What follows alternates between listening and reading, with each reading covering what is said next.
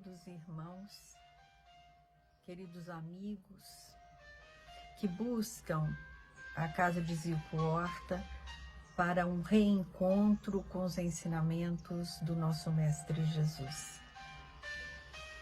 Apesar de estarmos retomando algumas atividades, como as palestras públicas de quinta-feira, previamente agendadas pelo site e com um número ainda muito reduzido de pessoas, mantemos as nossas programações também online.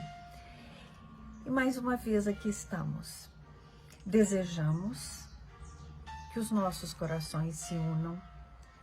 Precisamos que as nossas mentes foquem para o mesmo objetivo. E esse objetivo é o alimento espiritual, que advém do Evangelho do nosso Mestre Jesus.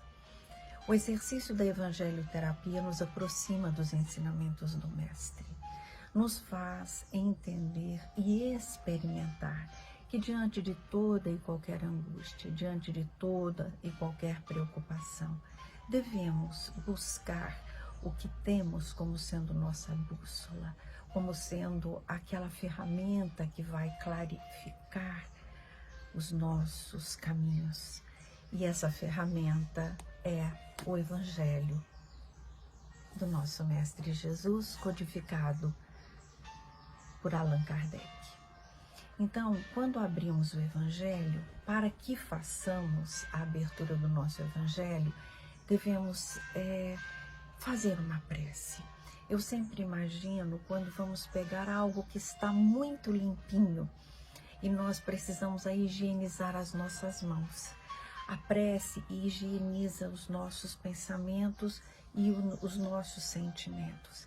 E como fazemos uma prece? Pensamos no nosso Pai, que é só amor e bondade, pensamos no nosso anjo guardião, pensamos na nossa Mãe Maria, nos amigos espirituais, e a eles agradecemos porque os temos, e depois pedimos que estejam conosco. E neste movimento eu já higienizei os meus pensamentos e os meus sentimentos. E aí então eu posso fazer a leitura sequencial ou então fazer a leitura aleatória do Evangelho. Capítulo 23, que tem por título Estranha Moral. Esse capítulo é um capítulo muito interessante, muito instigante enquanto ensinamento.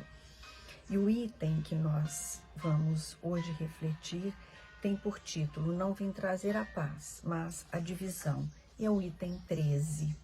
E diz assim: Jesus vinha proclamar uma doutrina que solaparia pela base os abusos de que viviam os fariseus, os escribas e os sacerdotes do seu tempo. Por isso o fizeram morrer, certos de que matando o homem matariam a ideia. Mas a ideia sobreviveu porque era verdadeira. Engrandeceu-se porque correspondia aos desígnios de Deus. E, nascida num pequeno e obscuro vilarejo da Judéia, foi plantar a bandeira na própria capital do mundo pagão, em face dos seus mais encarniçados inimigos, daqueles que tinham mais interesse em combatê-la, porque subvertia crenças seculares a que eles se apegavam muito mais por interesse do que por convicção. Lutas das mais terríveis esperavam aí por seus apóstolos. As vítimas foram inumeráveis, mas a ideia cresceu sempre e triunfou, porque como verdade superava as suas antecessoras. Este item, que é o item 13, é um comentário de Kardec sobre uma colocação de Lucas, que diz assim: vim para lançar fogo à terra, e o que é que desejo senão que ele se acenda?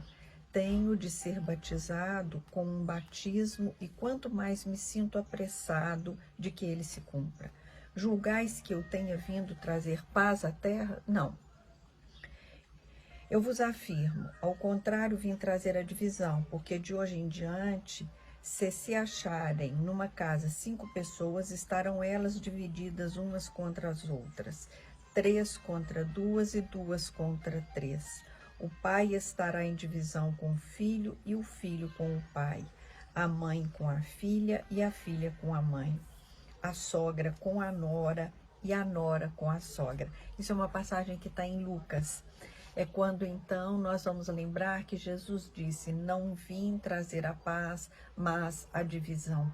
Então, de uma forma muito alegórica, Lucas vai nos lembrar que quando escolhemos seguir o Mestre, nós nos depararemos com muitos obstáculos. Teremos que fazer escolhas importantes e provavelmente ao fazermos essas escolhas, isso pode trazer divisões, separações, pode trazer discordâncias.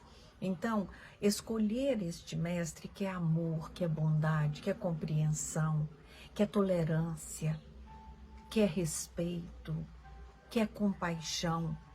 Escolher e seguir esse mestre nem sempre é confortável. Quando Jesus disse que ele não veio trazer a paz, mas ele veio trazer a divisão, era a paz entendida como algo muito egoísta, que se eu tenho está tudo bem, desde que não me falte, ok. Mas se me falta, aí sim as coisas ficam ruins, mas enquanto não me falta, eu não me importo. Então, ter Jesus como nosso mestre é nos lembrarmos de que estamos trilhando um caminho de conquistas, mas conquistas interiores, quando nós precisamos estar nos deparando com as nossas próprias imperfeições primeiro e desejando nos livrarmos delas. Quais seriam essas imperfeições? O egoísmo, a impaciência, a intolerância, o julgamento que fazemos de uma forma muito, muito, muito fácil a respeito dos nossos irmãos, do próximo, mais próximo de nós. Então, esse mestre que abraçamos, ele diz para nós, não faça isso, não caminhe nessa estrada, caminhe em direção à luz, faça do seu caminhar um ato de amor e que você possa compreender que escolher também Jesus como guia e modelo não significa que todas as dificuldades vão desaparecer do nosso caminho, pelo contrário, às vezes ao escolhermos as dificuldades, elas surgirão e muitas vezes elas estarão nos assustando, essas dificuldades, nos fazendo até pensar, não seria melhor como era antes? Então, quando Jesus traz para nós essa reflexão da estranha moral, e para nós que acreditamos que há muitas moradas na casa do Pai, para nós que acreditamos na reencarnação, nós compreendemos que muitas vezes teremos existências difíceis, teremos experiências encarnatórias cobertas de dificuldades, de angústias e de sofrimento. E isso não é falta de amor desse Pai querido, pelo contrário, isso é confiança desse Pai em mim, que sou seu filho amado e único, e que ele disse, vai e tenta ser melhor hoje do que você foi ontem, porque eu confio em você e se você precisar, me chame e eu estarei com você. Isso nos é dito pelo nosso irmão maior Jesus. Então, meus queridos, lembremos-nos de que as dificuldades fazem parte da nossa caminhada. Lembremos-nos que o fato de estarmos aqui em oração, pedindo e agradecendo, não nos exime da dor nem das angústias, mas nos faz compreendê-las, nos faz aceitá-las, nos faz reconhecê-las como sendo importantes nesse momento da nossa evolução espiritual. Por isso, Agradecemos ao Pai a oportunidade da vida, agradecemos à Casa de Zico Horta, porque nos oportuniza reflexões importantes para continuarmos a nossa trajetória. Agradecemos, Jesus, aos amigos espirituais que estão conosco e rogamos o teu amparo hoje e sempre. Graças a Deus.